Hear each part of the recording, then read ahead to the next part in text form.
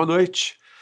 Hoje é dia 7 de outubro de 2024, exatamente um ano após a chacina que aconteceu em Israel em 2023, dia 7 de outubro, quando o Hamas invadiu o território israelense e atacou uma boa parte do pessoal que estava, dos israelenses que estavam naquela festa, e capturou algumas e levou de volta para Israel. Desde então, naquele ano, muita coisa mudou. Nós vivemos uma nova realidade a partir daquele momento. Eu vou falar do final, porque tem uma coluna muito interessante no New York Times, de uma jornalista israelense, e ela levanta alguns pontos muito interessantes. Segundo ela, Israel está perdendo o seu motivo de ser, ou seja, está num momento muito difícil. Aí depois a gente fala sobre isso no final, mas eu vou rapidamente levantar algumas outras matérias que eu vi esses dias, algumas mais relacionadas ao conflito entre a Rússia e a Ucrânia e os Estados Unidos e a OTAN. Essa coluna aqui do MK Badra Kumar é uma coluna muito boa de se ler, é gratuita. O site dele é indianpunchline.com e eu recomendo. E ele fala inteligentemente, ele não assume que ninguém é imbecil ou senil, nada disso. Ele não pressupõe, essa é a palavra certa. E ele fala da diplomacia, que é o forte dele. Segundo ele, interessante, nessa coluna que ele escreveu no sábado, há uma possibilidade, remota, mas há uma possibilidade do presidente americano Biden se encontrar com o presidente russo Putin na cúpula no Rio de Janeiro, no G20, que ocorrerá em novembro, no dia 18 e dia 19 de novembro. Se for, vai ser muito interessante. Não se sabe, né? Porque, na verdade, a guerra na Ucrânia está agora na fase final. Os russos vão ganhar essa guerra. Ou o Ocidente escala, ou vai ter que encontrar uma forma de negociar algum tipo de fim, de resolução desse conflito. A Ucrânia terá que sacrificar algum território se quiser manter uma unidade territorial e ainda poder chamar um Estado para os ucranianos e para a Ucrânia. A minha opinião é que o leste da Ucrânia está perdido, mas o que ainda não está perdido é a costa do Mar Negro. A Rússia ainda não tomou passos para tomar aquela cidade estratégica de Odessa. A meu ver, a Ucrânia perderia menos se negociasse agora do que se deixar a guerra evoluir para o momento em que eles vão perder mais e mais território, até o momento que podem correr o risco de perder a saída do território ucraniano à costa que eles têm no Mar Negro. Então é isso que eu queria falar basicamente sobre a Ucrânia. Aqui nós temos os jornais estão noticiando o aniversário, dia 7 de outubro, um ano de matanças e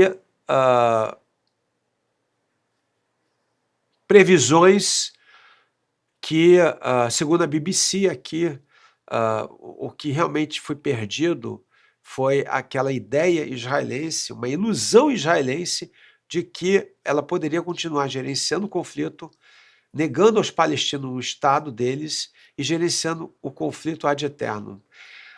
Essa ilusão, segundo a BBC, chegou ao fim. Não tem mais como. Algo vai ter que mudar. A Foreign Affairs fala em claros resultados de que Benjamin Netanyahu errou, o governo israelense errou em não dar digamos assim, um horizonte, algum tipo de esperança para os palestinos, mas o Foreign Affairs fala que, apesar de Israel ter que tomar umas medidas para fazer isso, o mundo tem que derrotar o Irã. Segundo a Foreign Affairs, o grande vilão é o Irã. Eu não acho que é tão simples assim, mas essa Foreign Affairs é uma revista respeitadíssima nos Estados Unidos. Newsweek tem uma reportagem interessante que o Israel e o Ocidente estava em plena celebração pelo assassinato, pela morte do líder do Hezbollah, o Hassan Nasrallah, mas que a Newsweek acha que isso não é motivo para comemoração, como diz aqui o título, a manchete, e muito pelo contrário, o outro líder vai tomar a posição do Nasrallah, e é só uma escalada de ódio que não tem fim. O Guardian fala que hoje, noticia que hoje Israel lançou uma onda intensa de ataques aéreos a 120 locais no Líbano, mas logo depois a France Telecom fala a mesma coisa, e logo depois um jornal ZeroHedge.com, um site agregador, um site que agrega notícias de vários outros locais, noticia também isso, dia 7 de outubro, 7 horas da noite, não sei qual fuso, mas aqui a notícia é que o Hezbollah enviou uma quantidade enorme de mísseis para a cidade de Haifa, na costa israelense, na costa do Mediterrâneo. Tem uma outra cidade israelense que também tem um porto muito famoso, muito conhecido, chama-se Eilat. Essa cidade, Eilat, fica no Mar Vermelho. E os Houthis, os iemenitas, conseguiram basicamente cortar praticamente todo o fluxo de carga pelo Mar Vermelho. Então, Eilat está às moscas. O porto de entrada da grande quantidade de mercadoria para Israel hoje é Haifa. E já os ataques do Hezbollah já estão tentando causar danos à infraestrutura portuária e à cidade de Haifa.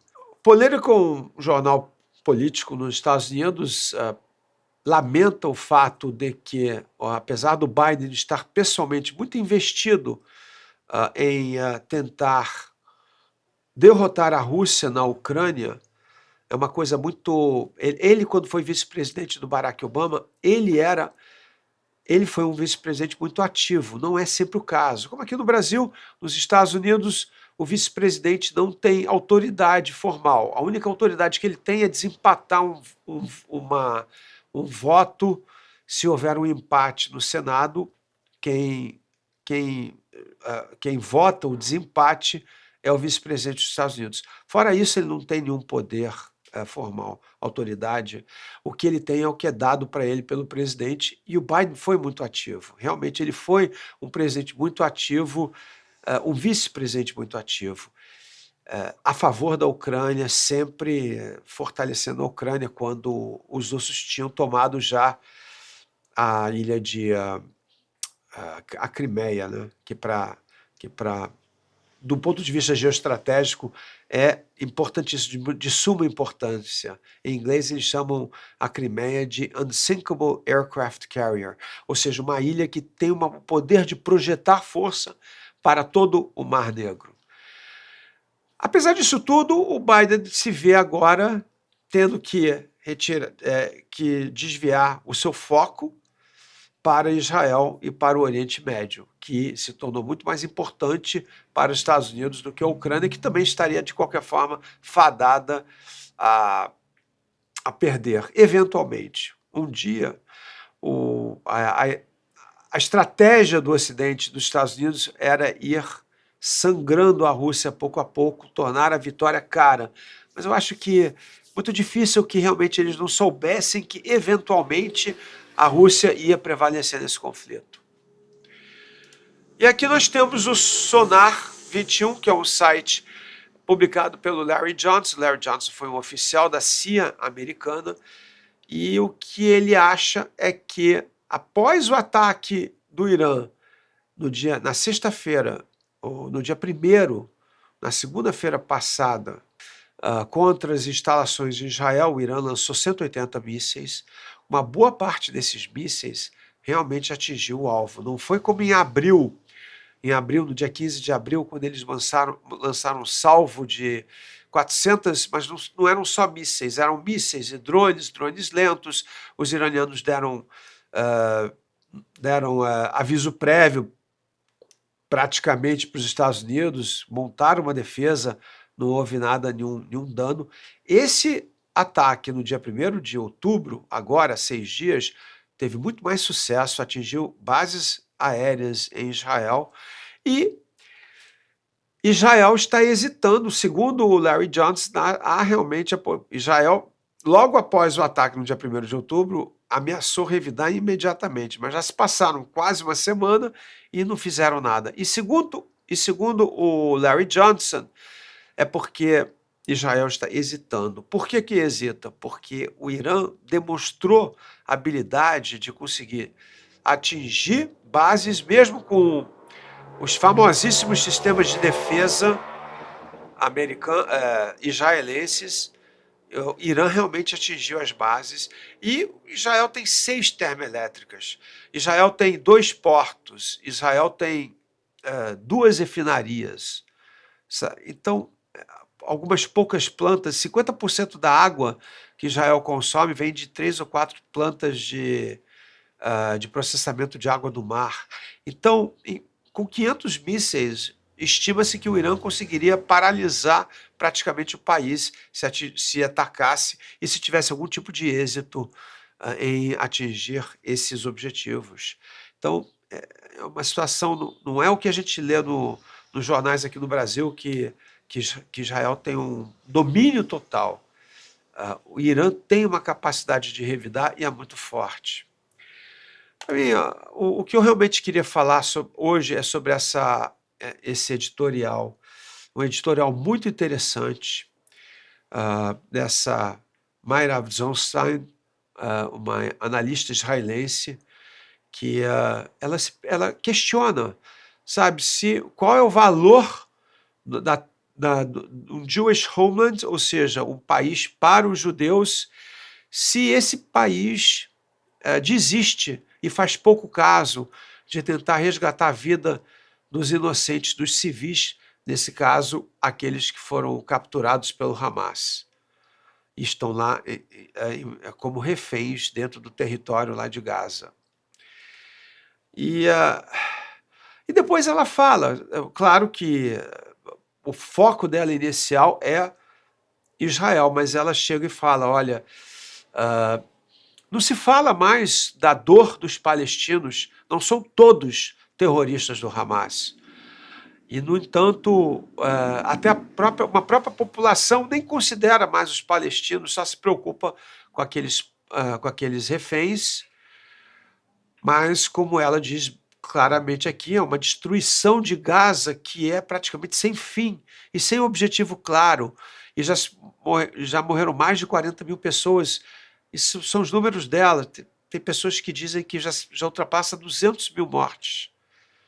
É uma apatia que permitiu que a direita extrema em Israel executasse o seu plano de, basicamente, uma limpeza étnica contra os palestinos. Bezalel Smotrich é um ministro de finanças e um dos 2 ministros da extrema-direita que sustentam o governo do Netanyahu. E ele aqui disse agora há pouco exatamente isso.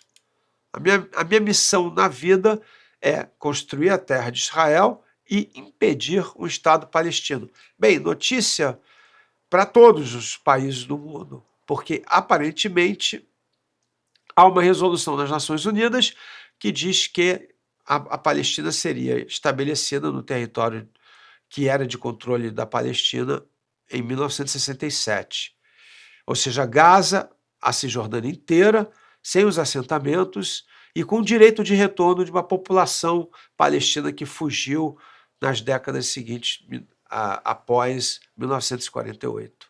É isso, ela lamenta que, por exemplo, os assentadores, os colonos judaicos, aqueles que atacam palestinos na Cisjordânia, o exército deixa eles continuarem. No entanto, quando você tem cidadãos que tentam protestar pedindo para que Israel negocie a liberdade daqueles dos reféns que estão há mais de um ano agora presos lá em Gaza, a polícia deixa a polícia, inclusive, ataca esses israelenses que protestam contra que protestam pedindo que o governo tenha um cessar-fogo, negocie um cessar-fogo com a devolução dos cidadãos. E essa essa terra sem lei, onde os colonos fazem o que querem, e inclusive alimentado pelas forças policiais do Estado na Cisjordânia, está começando a corroer a sociedade israelense, o Estado de Israel, segundo ela. E a conclusão dela é essa: para os israelenses começarem a encontrar solução, a luz no fim do túnel, eles têm que começar a combater não só o que está sendo feito com eles, mas também, em nome deles, o que está sendo feito com o povo palestino. É isso, gente. Bom dia para vocês, uma boa semana.